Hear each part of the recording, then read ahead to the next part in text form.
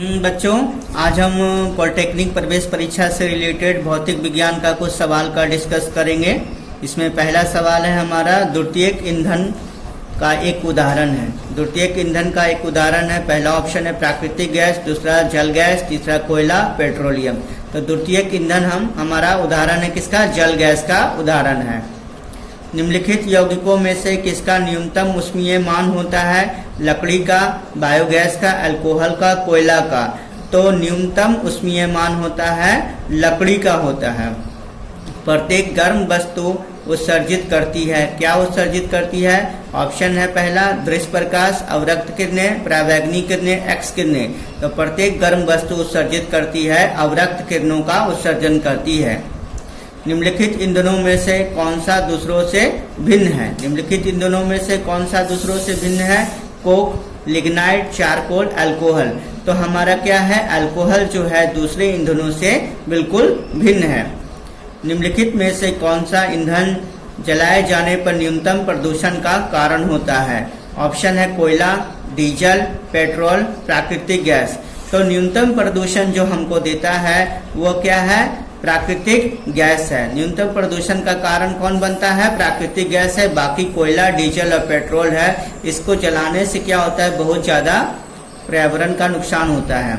निम्नलिखित में से कौन सा एक उपयुक्त नाभिकीय ईंधन है?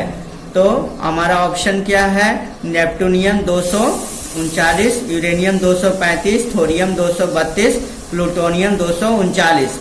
तो हमारा नाभिकीय ईंधन है यूरेनियम 235, जो प्राकृतिक में बहुत कम अवस्था में पाया जाता है।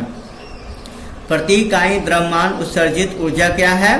प्रति इकाई द्रव्यमान उत्सर्जित ऊर्जा है, ऑप्शन है संलयन एवं विखंडन दोनों में समान, संलयन की अपेक्षा विखंडन में अधिक, विखंडन की अपेक्षा संलयन में अधिक और समय समय पर परिवर्तित। तो प्रति इकाई द्रव्यमान उत्सर्जित ऊर्जा विखंडन की अपेक्षा संलयन में अधिक ऊर्जा उत्सर्जित होती है। पृथ्वी के द्रव्यमान की अपेक्षा बृहस्पति का द्रव्यमान कितना गुना होता है? तो हमारा 318 गुना ज्यादा होता है पृथ्वी का द्रव्यमान की अपेक्षा बृहस्पति का जो द्रव्यमान होता है 318 गुना है। निम्नलिखित ग्रहों में से किसके उपग्रहों की संख्या न्यूनतम होती है? तो न्यूनतम उपग्रहों वाला संख्या किसका होता है? पृथ्वी का होता है। निम्नलिखित में से कौन सी दूरी की सबसे न्यूनतम इकाई होती है? ऑप्शन है खगोलीय इकाई, पासेक, प्रकाश वर्ष, किलोमीटर। तो सबसे न्यूनतम इकाई है चारों ऑप्शन में से किलोमीटर का होता है।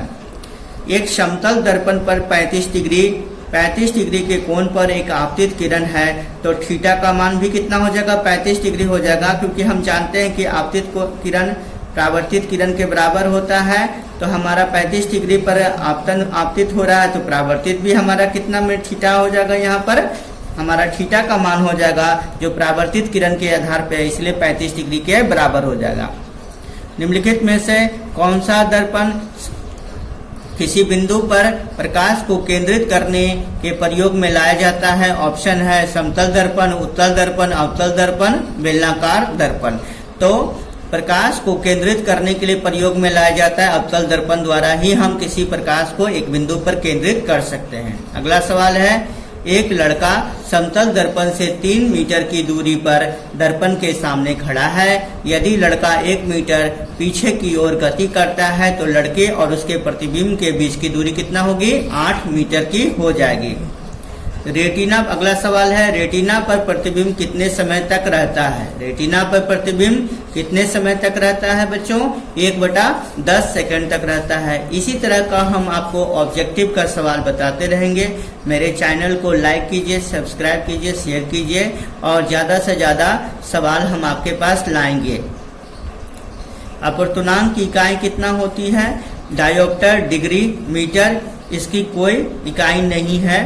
तो अपवर्तनांक की कोई इकाई नहीं होती है, क्योंकि अपवर्तनांक को म्यू से डिनोट करते हैं। म्यू बराबर sine i into sine r होता है, इसलिए इसकी कोई इकाई नहीं होती है।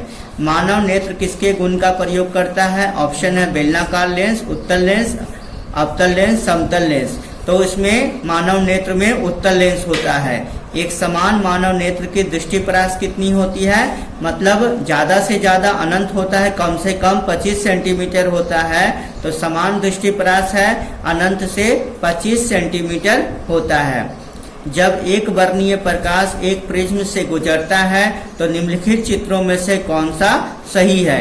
तो यानी ये पहला चित्र ये प्रिज्म में नहीं बनेगा, दूसरा वाला भी नहीं बनेगा, हाँ तीसरा वाला बनेगा, ऐसे जाएगा फिर सीधा जाएगा फिर तिरछा ऐसे निकल जाता है, तो ये वाला तीसरा ऑप्शन हो जाएगा। चौथा वाला ऊपर जा रहा है इसलिए चौथा वाला नहीं होगा, क्योंकि पहले सीधा जाए, पहले इस तरह से तिरछा जाता है फिर सीधा जाता है फिर नीचे जाता है, यानी हमारा जो एक वर्णीय प्रकाश एक प्रिज्म में गुजरता है, तो सी ऑप्शन मेरा क्या है, बिल्कुल सही है।